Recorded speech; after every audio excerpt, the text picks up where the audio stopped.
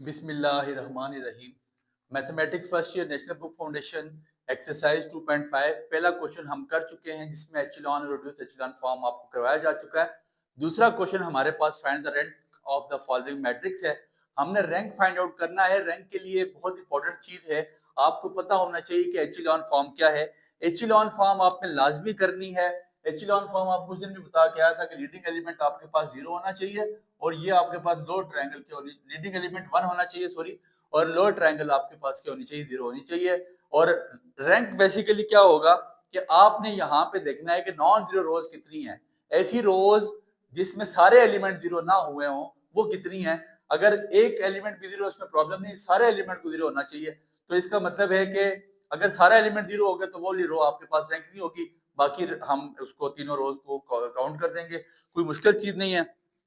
आपको पहले एचिलॉन के बारे में पता होना चाहिए, फिर बाकी गेम चलेगी। 5 9 3 3 - 5 6 2 10 और 6, ये आपके पास इसका क्वेश्चन है।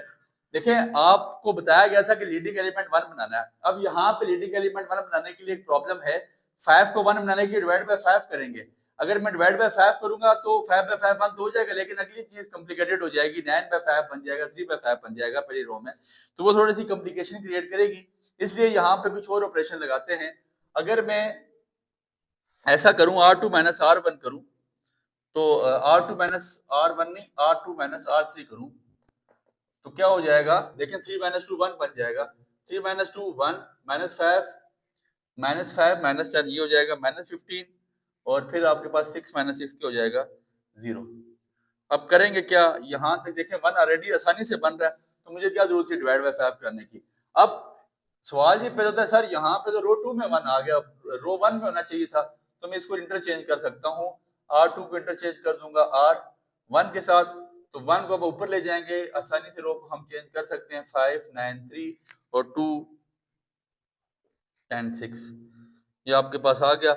अब फिर वही बात, आपने ये 0 बनाना है। 5 2 और 10 को आपने 0 बनाना है। लोअर ट्रायंगल आपके पास क्या होनी चाहिए, 0 होना चाहिए। तो 5 को 0 बनाने के लिए आसान सा काम है।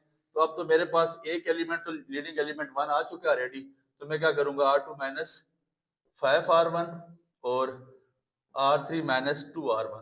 ठीक है, देखें 5 अंदर 5 5 - 5 आपके पास क्या हो जाएंगे, 0 हो जाएंगे ऑलरेडी। तो 1 - 15 और 0, 5 - 5 ये आपके पास 0 हो जाएगा।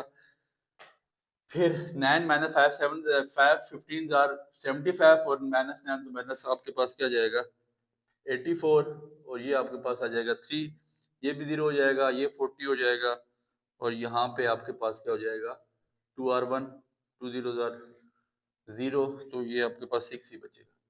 ठीक हो गया। अब देखें, दो एलिमेंट तो आपके पास 0 हो चुके हैं। 40 के बारे में कुछ अच्छा सोचना है, तो अगर 40 के बारे में सोचने से पहले एचिलॉन के लिए आपके पास ये भी क्या होना चाहिए, 1 होना चाहिए। 84, तो ये आसान है, R2/84 कर दूंगा तो मेरे पास वो ऑलरेडी क्या आ जाएगा, 1 आ जाएगा। 1 - 15 0 0, 84/84 आपके पास आ जाएगा 1, और 3/84 आप जब कटिंग करेंगे 3 1 3 तो 320 84 होता है, 40 और 6। ठीक है, अब आपके पास ये तो 1 आ गया, तो इसको मैं 40, मतलब ये अगर लिखूं R3 - 40 R2, तो इसका मतलब है ये भी 1 आ सकता है। 1 - 15 0 0 1 1/28, और 0 40 - 40 0 हो जाएगा, और ये आपके पास क्या हो जाएगा, 6 माइनस आपके पास 1/28, तो कटिंग होके इसका आंसर आपके पास 37 32/7 बचेगा। ठीक है, ये आपके पास यहाँ पे रैंक आ गया। और अब ऐसा है कि लास्ट लीडिंग एलिमेंट जो आप लीडिंग तो नहीं, सॉरी, जो लास्ट एलिमेंट है आपके पास 32/7, इसको मैंने क्या बनाना है, 1 बनाना है। तो ये तो आसान सा काम है, R3 × 7/20 32, तो जब मल्टीप्लाई करेंगे कटिंग हो जाएगी। -15 0 0 1 1/28 0 0 32/7 को खत्म करने के लिए 7/2 32 से मल्टीप्लाई कराया, खत्म हो गया। अब आपके पास ये आ गया एचिलॉन फॉर्म में। एचिलॉन फॉर्म आ चुकी है। देखें, इसमें भी एलिमेंट एक ही 0 है, इसमें भी एक ही 0 है, इसमें भी एक ही 0 है, तो मतलब ये सारी रोज खत्म नहीं हुई है, नॉन जीरो रो कोई भी नहीं है। इसका मतलब है रैंक इसका कितना आ जाएगा आपके पास, रैंक इज इक्वल टू 3। अगर तीनों में से किसी एक में भी 0 आ जाता तो उसको रैंक में ना लिखते, उसको फिर हम काउंट ना करते। तो यहाँ पे हमें एक रो, तीनों रोज को काउंट करना पड़ा, क्योंकि नॉन जीरो रो कोई भी पूरी मुकम्मल 0 नहीं हुई है। रैंक का क्वेश्चन था बहुत आसान, तभी समझ आएगा जब आप एचिलॉन फॉर्म को अच्छा करेंगे, और एचिलॉन फॉर्म में बहुत अच्छी करके पहले क्वेश्चन में समझा के आ चुका हूँ। दूसरा क्वेश्चन है -1 -2 3 -1 2 -1 -5 2 और 3। बच्चे कोशिश करें इसको समझे, सारे क्वेश्चन कराना मेरे लिए थोड़ा सा प्रॉब्लमेटिक है कि हर किताब पे लेक्चर होते हैं, टाइम बहुत कम है।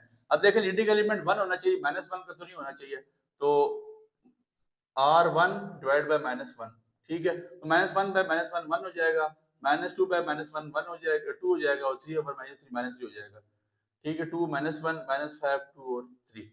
अब इसके बाद क्या बन जाएगा, R2 में चेंजिंग लानी, R2 प्लस R1 -1 प्लस 1 आपके पास 0 हो जाता है, ठीक है। और इसी तरह R3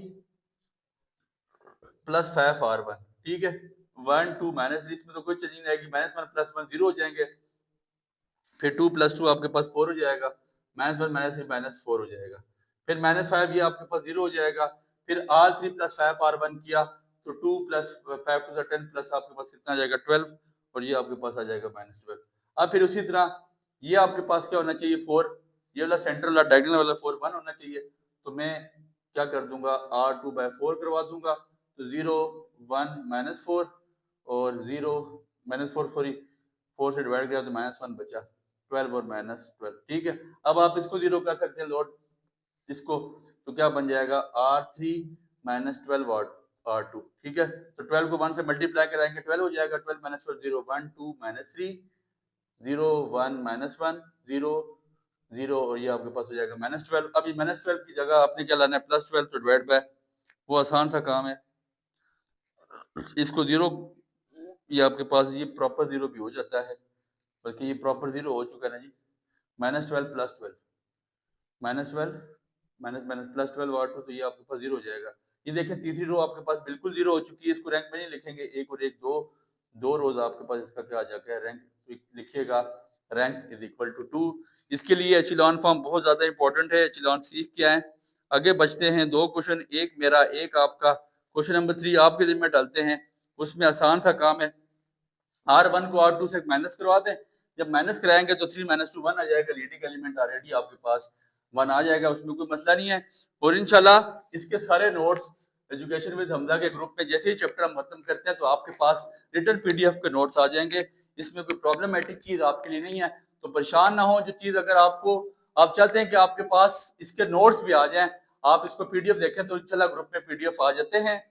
आप ऐसा करें कि डिस्क्रिप्शन में भी लिंक मौजूद होता है, और स्टार्ट में भी एडमिन का नंबर आता है, एडमिन से मैसेज करके आप लिंक मांगे और ग्रुप में शामिल हो जाएं। इस टाइम माशाल्लाह से हमारे 70-80 ग्रुप चल रहा है, और मोर देन 1 लाख की ऑडियंस मेरे सारे प्लेटफॉर्म पे मौजूद है। तो ये है कि ईच एंड एवरी डेटा आपके पास फ्री ऑफ कॉस्ट यहाँ पे आता है, इसकी कोई पेमेंट नहीं होती है, ठीक हो गया। फिर इसके बाद 132916 हमारे group PSC MTCAT each and every मतलब कम्पिटेटिव एग्जाम के लिए हैं। इंफॉर्मेशन टेक्नोलॉजी का ग्रुप है, MTCAT का ग्रुप है हमारा, फिर इसके अलावा हमारा competitive exam CSS PSC PMS each and every उसके हमारे पास ग्रुप मौजूद है। अब आपके पास फिर वही बात, लीडिंग एलिमेंट तो आपके पास आ गया 1, आपने ये 0 करना है, लोड ट्रायंगल 0 करनी है, तो उसमें मसला तो नहीं है 1 3।